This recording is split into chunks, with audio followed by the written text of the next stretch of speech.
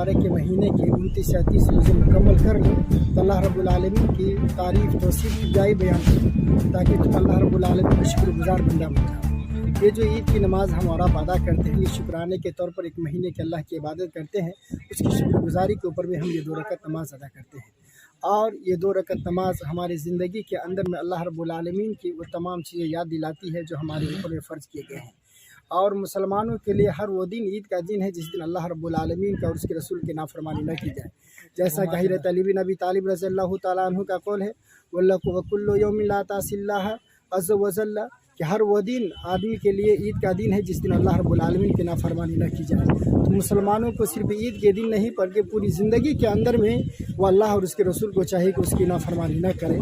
इसी ताल्लुक़ से हम और आप 2 रकात ईद की नमाज़ अदा करते हैं। अल्लाह से दुआ है कि अल्लाह रब्बुल आलमीन हम तमाम मुसलमान भाइयों को और मुल्क के अंदर जितने भी लोग हैं उन तमाम को अमन व अमान इसके ज़रिए से अता फ़रमाए और तमाम लोगों को इज़्ज़त व आबरू का अल्लाह रब्बुल आलमीन हिफाज़त अता फ़रमाए। अस्सलाम वालेकुम। और इस ईद के मौके पर हम चाहेंगे दुनिया में अमन कायम हो और ये मैसेज पूरे दुनिया में फैले कि मुसलमानों का जो ये ईद है वह अमन के लिए है, ईमान के लिए है, दुनियावी नहीं दीन के लिए है।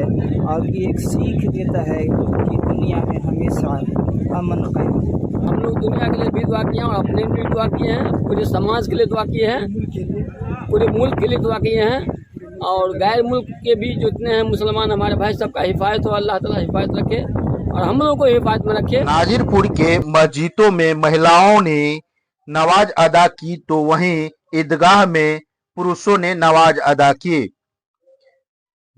मधुबनी जिले समेत सभी शहर के सभी ईदगाहों में शांतिपूर्ण माहौल में ईद उल फितर की नमाज अदा की गई।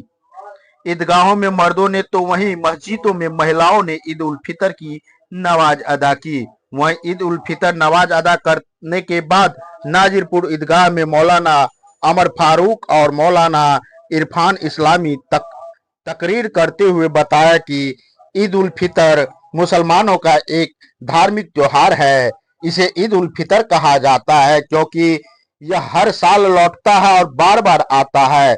इसमें खुशी और आनंद का अर्थ भी है। हाँ, उस दिन से उपवास समाप्त होता है, इसलिए इस त्योहार को ईद उल फितर का नाम दिया गया है। हजरत आयशा ने यह बताया कि पैगंबर सल्लल्लाहु अलैहि वसल्लम ने कहा कि ईद उल फितर वह दिन है जब लोग रमजान के रोजों से फारिग होते हैं और ईद उल अजहा वह दिन है जो लोग बलिदान देते हैं। इससे पता चलता है कि मुसलमानों के लिए केवल 2 ईद है। कुछ लोगों का द्वारा आविष्कार की गई अन्य ईद को बिदअत, बिदाह और शरीयत में कोई जगह नहीं है। पवित्र पैगंबर के प्रवास से पहले मदीना के लोग मूर्खता के कारण 2 ईद मनाते थे, जिसमें खूनी खेल भी शामिल होते थे और दुराचार करते थे। तो पैगंबर ने उन जहिलियत लोगों से पूछा कि इन दिनों की वास्तविकता क्या है। तो लोगों ने कहा कि हम लोग जवाना बहिलियल से हैं, मूर्ख से हैं। जब लोगों को विशेष जानकारी नहीं है, इसलिए जहिलियत के कारण हम लोग इसी तरह ईद मनाते चले आ रहे हैं। आप सल्लल्लाहु अलैहि वसल्लम ने कहा, अल्लाह सर्वशक्तिमान में आपको इससे बेहतर 2 दिन दिए हैं, एक ईद उल फितर का दिन और दूसरा ईद उल अजहा का दिन है। ईद उल फितर के अवसर पर महत्वपूर्ण कार्यों में से एक सदका ए फितर का भुगतान है। सदका उल फितर व्यर्थ में गंदी चीजों को, उपवासों को शुद्ध करने और गरीबों के लिए दान करने के लिए निर्धारित है। नमाज से पहले सदका इल फितर की कीमत रमजान में अदा करना बेहतर है ताकि गरीब और जरूरतमंद भी ईद की खुशियां में हिस्सा ले सके। यह हर मुसलमान मर्द और औरत का फर्ज है। जवान और बूढ़ा गेहूं करीब 2.5 किलो हमें ईद उल फितर की तैयारी और उत्सव के संबंध में इस्लामी शिक्षाओं पर ध्यान देने की आवश्यकता है। बात करते हैं चांद रात की। चांद रात का वास्तव पूजा और पुण्य की रात है। इसे देखते हुए हमें इस बात का जायजा लेना चाहिए कि हमने एक महीने में क्या खोया और क्या हासिल किया। रमजान की दुआओं से हमने खुद को और अपने परिवार को नर्क से बचाने की कोशिश की या नहीं, अल्लाह हमें माफ किया या नहीं। इसलिए हमें आज रात अपने कर्मों की समीक्षा करनी चाहिए और क्षमा और दुआ के लिए विशेष व्यवस्था करनी चाहिए, या कम से कम ऐसे कार्य न करें जो सर्वशक्तिमान अल्लाह के क्रोध में आमंत्रित करते हैं। लेकिन स्थिति इसके विपरीत है। बाजारों में देखने को मिलता है कि लड़का लड़कियां, औरतें मर्दे एक साथ हाथ में हाथ जोड़कर कंधे से कंधे मिलाकर खरीदने को निकलते हैं। सर पर दुपट्टा नहीं, कंधे गंदे जोड़े चलते हैं।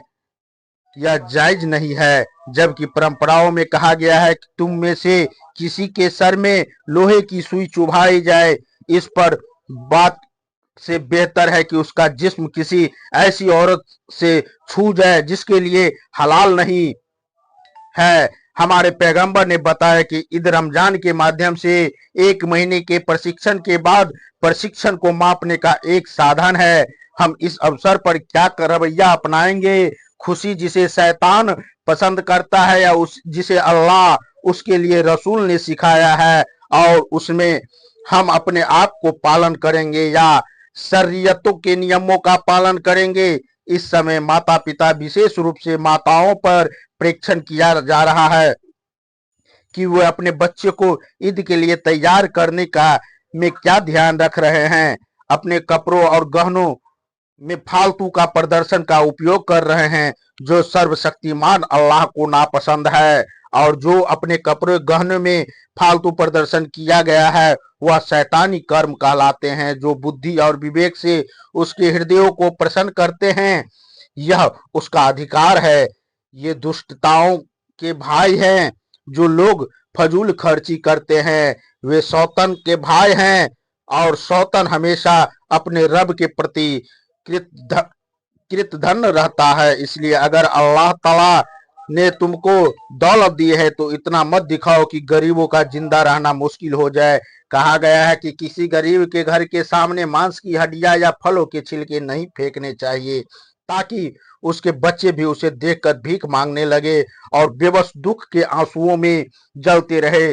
संपत्ति के मालिक को ईद के मौके पर गरीबों को विशेष ध्यान रखना चाहिए, ताकि वे और उसके बच्चे इस खुशी में शामिल हो सके। उन्हें यह नहीं भूलना चाहिए कि आज मुसलमानों में गरीब